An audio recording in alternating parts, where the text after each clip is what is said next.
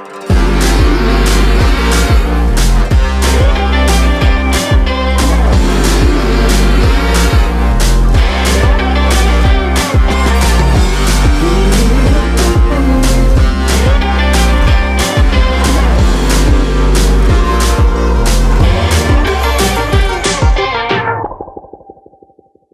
right, Shannon, tell me, what is one thing that you do in your journal every day that you think makes a huge difference? When it comes to journaling, something that I think is really easy to get started with is gratitude journaling. And I keep it super simple. I go 1, 2, 3, 4, 5, 6, 7, 8, 9, 10, write down 10 things that I'm grateful for. This can be your health, your family. It could be something that happened that day. It doesn't have to be anything crazy. But like I said, this method is incredibly effective because what it does is it gets you focused on the things that you're grateful for. And it's really hard to feel bad when you're thinking about things that you're grateful for. So as you get yourself into this heightened frequency, you get yourself feeling good, you start to attract more good. And I know this sounds crazy, but the more you start to focus on good things, the more you start to feel gratitude, the more your perception will be there, and it can be incredibly life-changing. Yeah, totally. I mean, I want to talk about one thing real quick, and we say that it can seem a little crazy, like once you start focusing on good things, you start getting them, right? But anybody who's ever gotten a new car or a new pair of shoes or new anything will know this phenomenon, right? I remember when my mom got a Jeep Grand Cherokee back in 2009, everywhere I would see blue Jeep Grand Cherokees, and there's a reason for that. It's because there are so many sensory factors going on that our brain has to filter them out. So we just pick random things like, oh, we saw an advertisement about that. Like, let's start noticing that. But we can reprogram ourselves to say, show me all the beautiful things in life. Show me all the business opportunities, the ways to make money, and on and on and on and on. And that's the science of why this actually works.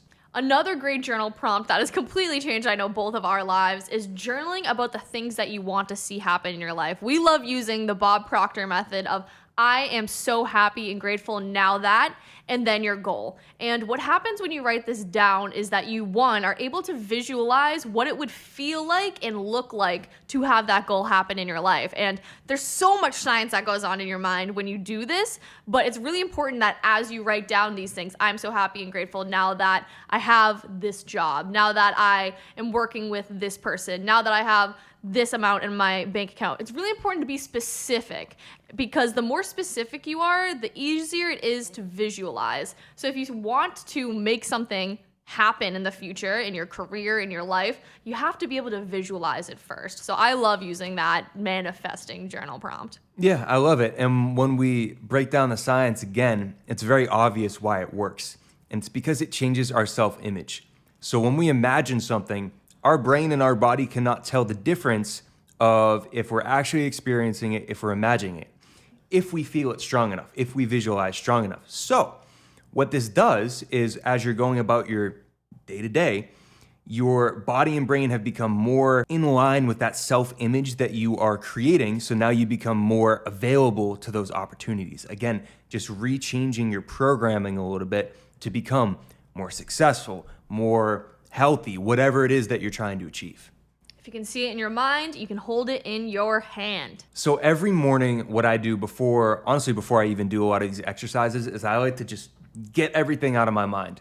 Sometimes when I wake up, there's something silly on my mind or there's something repetitive on my mind that if that's the dominating thought of my day, it kind of just takes over and it makes my day not as good as it could be.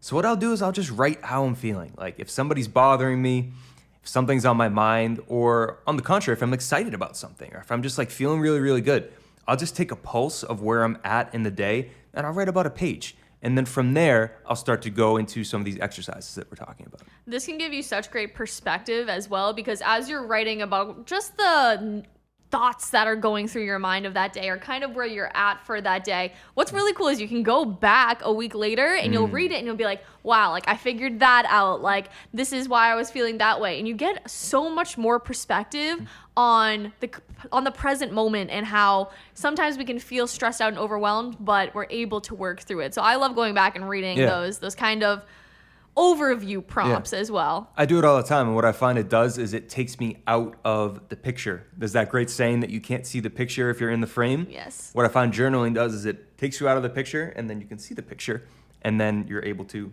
paint it, right? Construct it whatever way you want it to. When it comes to getting started with journaling, just do whichever one honestly seems most fun and easy for you. This should be something that you're enjoying, and don't expect yourself to have this life-changing journal exercise on day one. Go easy on yourself and just know that each day that you are journaling and you're putting the effort in, you're doing something really good for yourself. Thank you so much for watching. For more insights, education, and all things doing the most, make sure to like, comment, and hit that subscribe button right down below. That's right, everybody. Smash that like button and make sure you join our Discord for exclusive offers, tips, and a whole lot more. You might even be able to come on a yacht with us. Woo!